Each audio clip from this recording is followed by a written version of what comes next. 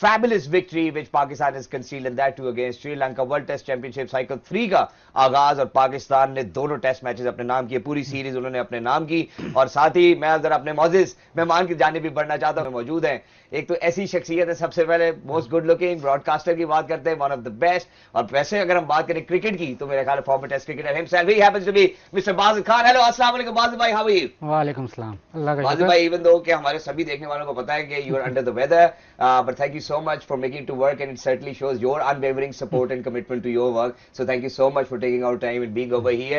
And for everybody who's out there, let me give you a recap, because I'm very happy as of now. Ladies and gentlemen, Pakistan did wonderfully well in all the 3 departments, and that's how it has been.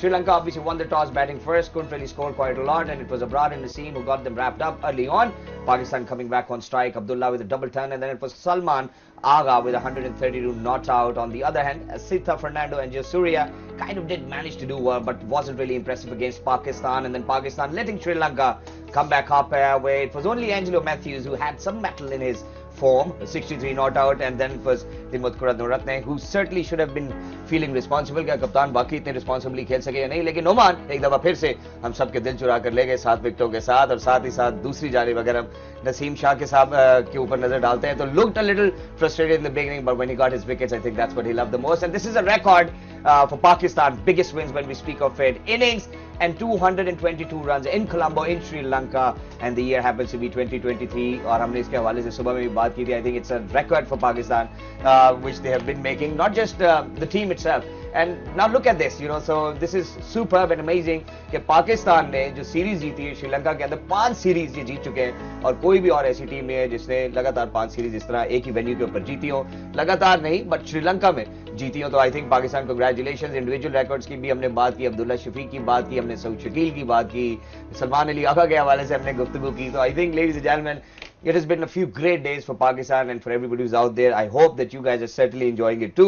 Now I think what we certainly need to do is move on to Mr. Bazid Khan over here. Bazid भाई, 2 बड़े records Pakistan ने तोड़े, individual records काफी सारे तोड़े। सऊद शकील की बात करते हैं, 150-200 साल की टेस्ट क्रिकेट की हिस्ट्री में ऐसा कोई खिलाड़ी नहीं था जिसने 7 consecutive हाफ सेंचुरीज बनाई हो। This has been a wonderful tour, it looks like as if Pakistan was playing at home and Sri Lanka was playing away. जी बिल्कुल ऐसे लगा, मिसमैच सी सीरीज थी, एक टीम बहुत डोमिनेट कर गई दूसरी टीम को, और कोई सिचुएशन ऐसी नहीं थी जहाँ लग रहा था कि श्रीलंका कम बैक करेगी। Pakistan all aspects was totally dominant. आपने बैटिंग की बात की, आपने बॉलिंग की बात की, जिस तरह की फील्डिंग पाकिस्तान ने की वो तो मुझे नहीं याद पड़ता कि over a period of a 2 test, over a period of a series इतनी अच्छी फील्डिंग की हो। True, that's true. और जब हम फील्डिंग की बात भी करते हैं, मेरे ख्याल अभी बाबर भी अपनी जो इनकी पोस्ट मैच स्पीच थी उसके अंदर यही कह रहे थे कि यार कि जब हमारा कैंप लगा, फिर उसके बाद अब्दुल्ला ने भी यही बात की, उन्होंने कहा जब हमारा कैंप लगा कराची में, लाहौर में, हमने यही कोशिश की, तो जहां हम स्पिनर्स को तो अच्छा खेल ही रहे थे, फील्डिंग के ऊपर भी हम प्रिसाइजली फोकस कर रहे थे। सलमान अली आगा ने भी यही बात की। तो ये जो एक दौरानिए का, एक छोटी दौरानिए का, ये जो छोटी मुद्दत का जो एक कैंप लगा था, इतना इफेक्टिव या इंपैक्टफुल हो सकता है, ये इससे पहले नहीं कभी हमने विटनेस किया शायद। अब ये तो बताना जरा मुश्किल है कि इफेक्टिवनेस कितनी थी, लेकिन रिजल्ट्स आपके सामने कि कितने कैचेस और कितने आउटस्टैंडिंग कैचेस हुए। शायद फोकस बहुत ज़्यादा फिटनेस पे हो गया है, शायद फोकस उस तरफ शिफ्ट किया गया है। जो मेंटल एस्पेक्ट है वो जाहिर है इस सीरीज से पहले ही मैनेजमेंट आई है ये जी। उससे पहले कोई और मैनेजमेंट थी, तो जाहिर है वो फोकस जो है वो ज़रूर चेंज हुआ है। मेंटल एस्पेक्ट और मेंटली जो गोल सेट हुए होंगे या किस किस्म की अप्रोच होनी चाहिए वो ज़रूर चेंज हुई होगी। इतनी ज़्यादा रिजल्ट्स, इतने अच्छे रिजल्ट शायद मेरे ख्याल वो तो मैनेजमेंट या टीम ने भी नहीं सोचा होगा। वो मैनेजमेंट और टीम ने नहीं सोचा होगा, बल्कि यहीं पे मैं एक और भी कोट करना चाहता हूं जो हमारे मैन ऑफ द मैच रहे अब्दुल्ला शफीक, जो हमारे मैन ऑफ द सीरीज रहे सलमान अली आगा, उन दोनों ने भी आके यही बात की कि यार हमने जो बात समझ आ रही थी अपने कप्तान के थ्रू, वो ये बात समझ आ रही थी कि हम सबने पॉजिटिव क्रिकेट खेलनी है। And if that's the kind of cricket that we going to play, I think we will all be in love with test cricket ना। अगर टेस्ट क्रिकेट से तो प्यार ही हो जाएगा अगर ये परफॉर्मेंसेज हम दे रहे हैं तो। हाँ नहीं, पॉजिटिव क्रिकेट खेलेंगे तो पॉजिटिव क्रिकेट तो सबको ही अच्छी लगती है। सबको अच्छा लगता है कि रन हो रहे हो, तेज़ रन हो रहे हो, हर वक्त कुछ ना कुछ हो रहा हो। इस सीरीज़ में तो हमें यही लगा है कि जो इन्होंने कहा है वही किया है। जो इन्होंने प्लान किया था कैंप्स में कि तेज़ खेलेंगे, कोशिश करेंगे कि ऑपोजिशन पे प्रेशर रखें, वो हुआ। और प्लस उन्होंने जो अच्छी बात है वो ये भी किया इस टेस्ट मैच में कि इन्होंने इतना उनको ग्राइंड कर दिया ऑपोजिशन को, जब उनके पास चांस मिला इनको बिल्कुल इतना ग्राइंड कर दिया कि उनके पास कोई ऑप्शन रही नहीं थी। मतलब श्रीलंका के पास 2 दिन बैटिंग करके मैच बचाना ही ऑप्शन थी, जो कि बड़ा मुश्किल काम है, और कोई ऑप्शन बची नहीं थी। और आज जब आए हैं तो मेरा ख्याल है कि नुमान अली, जिनको उन्होंने शायद ये सोचा भी नहीं होगा कि Numan Ali can be this destructive for Sri Lanka batting order, तो नुमान अली ने आज मेरा ख्याल है उनको पहले घबराया डराया है, और फिर उसके बाद उनको unfortunately I don't want to use that word, does not look really nice, but he folded them up and he was like यार ओके, आई थिंक मुझे लगता है बारी बारी बाहर चलते हैं, 5 दिन तक ये गेम नहीं जाएगी। बट नुमान अली इस जाल में पहुंच चुके थे, और उसके बाद इवन वी गॉट स्ट्रेस्ड कि यार I think there was a little bit of frustration as a viewer too कि यार ये ज्यादा ही रिवर्स हो रही है। उसके बाद नुमान आते हैं और विकेट लेके देते हैं। This was an important breakthrough, और नुमान अब एकदम से आप उनकी इमरजेंस देखते हैं 7 विकेटें। देखिए, अल्लाह देता है तो छप्पड़ फाड़ के देता है। कितने मैचेस से, अच्छा तबीयत आपकी खराब है लेकिन आपके लुक में बराबर आ रहे हैं माशाल्लाह। कितने मैचेस से विकेटें नहीं मिल रही थी, और अब देखिए 7 विकेटें उनको मिली। पिच उसको सूट कर रही थी, उसको स्पिन मिल रहा था ऑफ द सरफेस, तो जब वो तेज कर रहा था तो वो ज़्यादा डेंजरस हो रहा था। इस वजह से जो स्पेशली जो पहली विकेट इसने ली, वो बहुत अच्छी बॉल थी, तेज़ की पिच, ग्रिप हुई और स्पिन मिली, तो जब और थोड़ी एक्स्ट्रा बाउंस भी मिल रहा था। जब सरफेस इसको मदद करती है तो कंसिस्टेंसी नुमान की बहुत अच्छी होती है, और ज़्यादा अच्छी बॉलिंग करता है, और इसकी लाइंस और लेंथ्स बेहतर हो जाती हैं। ये फिर स्टम्प्स के अंदर बॉलिंग करना शुरू हो जाता है, क्योंकि बॉल स्पिन हो रहा होता है, तब ही ये सबसे डेंजरस होता है। ज़ाहिर है दूसरे एंड पे नसीम शाह लगे हुए थे। नसीम शाह अगर किसी और दिन नसीम शाह बॉलिंग करे तो शायद वो 7 आउट कर जाते, जिस किस्म की बॉलिंग वो कर रहे थोड़े you given it your best. तो नसीम शाह आज रिवर्स के साथ तो ऐसा लगा जैसे चीते। हाँ, रिवर्स में मुझे लगा था कि खुद भी इंजॉय कर रहे थे, क्योंकि रिवर्स हो रहा था, दोनों तरफ से हो रहा था, आउट स्विंग भी हो रहा था, अंदर भी आ रहा था, तो पेस भी अच्छी थी। लेकिन जब इन्होंने आउट स्विंग किया है तो वो भी इफेक्टिव रहा है, तो बहुत मुश्किल हो रही थी श्रीलंकन बैटर्स को पिक करना। वो काफ़ी अमेजिंग है कि इतनी देर वो सर्वाइव कर गए, अपील्स भी हुई, फ्रस्ट्रेटिंग था, थोड़ा फ्रस्ट्रेटिंग था।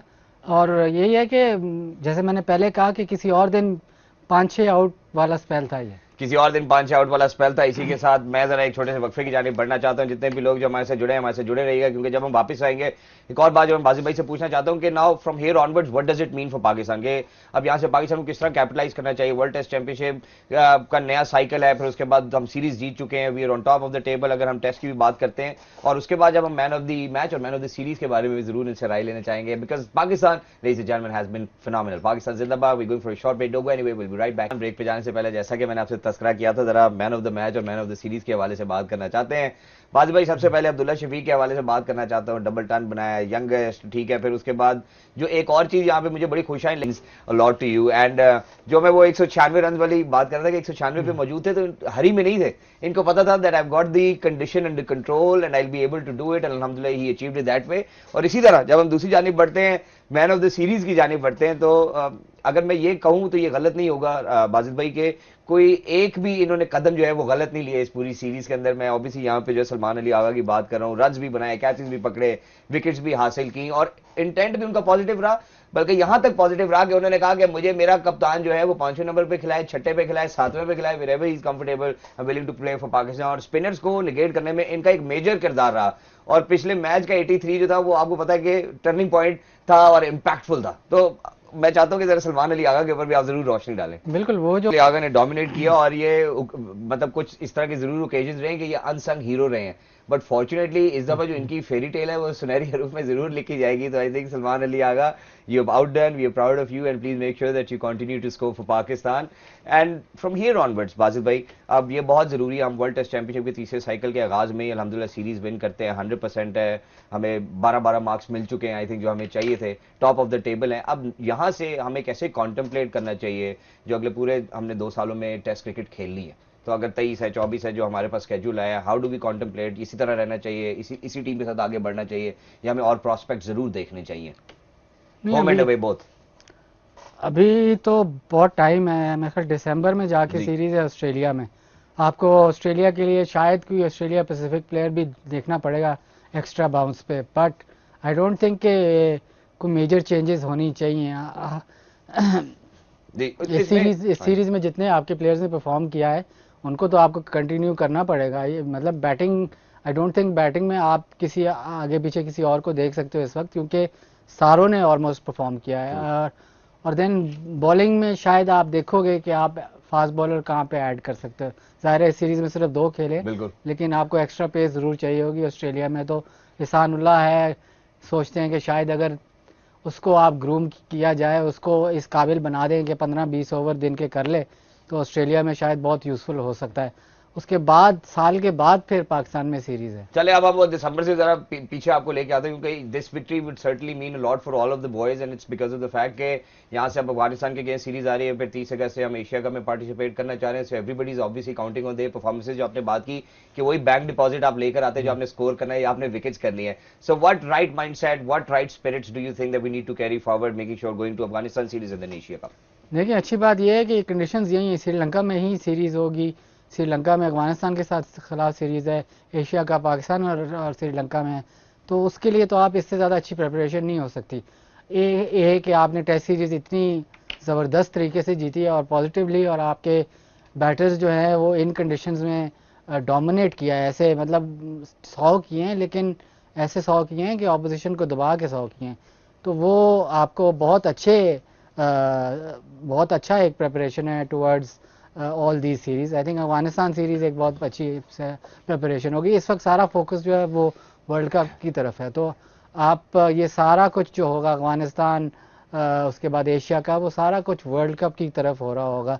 और सब फोकस अब जो होगा वो फोकस सारा शिफ्ट हो जाएगा, टेस्ट से फोकस हट के आप वनडे की जानब आ जाएगा। Thank you so much Bajid भाई फॉर बीइंग विद अस। और बाजिद भाई की तबीयत में व्यूअर्स को बता दूं खराब होने के बावजूद पाकिस्तान की ये विक्ट्री ऐसी थी, उसकी खुशी ऐसी थी that he made it to the studio. So thank you so much once again, thank you so much for being with us throughout the series, for bearing with me, for the with the entire team, and obviously we certainly missing Rashid भाई as well. उनकी एक बड़ी जरूरी meeting थी, वो बहुत सारी अच्छी खबरें अब इंशाल्लाह हमारे लिए लेकर वापस आ रहे होंगे जिस मीटिंग से वापस आ रहे होंगे। तो राशिद भाई हम उम्मीद करते हैं कि आप अच्छी खबरें वापस लेकर आएंगे, और हमने आपको आज सर्टनली बहुत मिस किया है, आपके फैंस ने, व्यूअर्स ने भी आपको बहुत ज्यादा मिस किया। तो thank you so much both of you, Rashid भाई thank you so much, Bajid भाई thank you so much for everybody who is out there. ओए वो सामने बंदे उस साइड पे। हाँ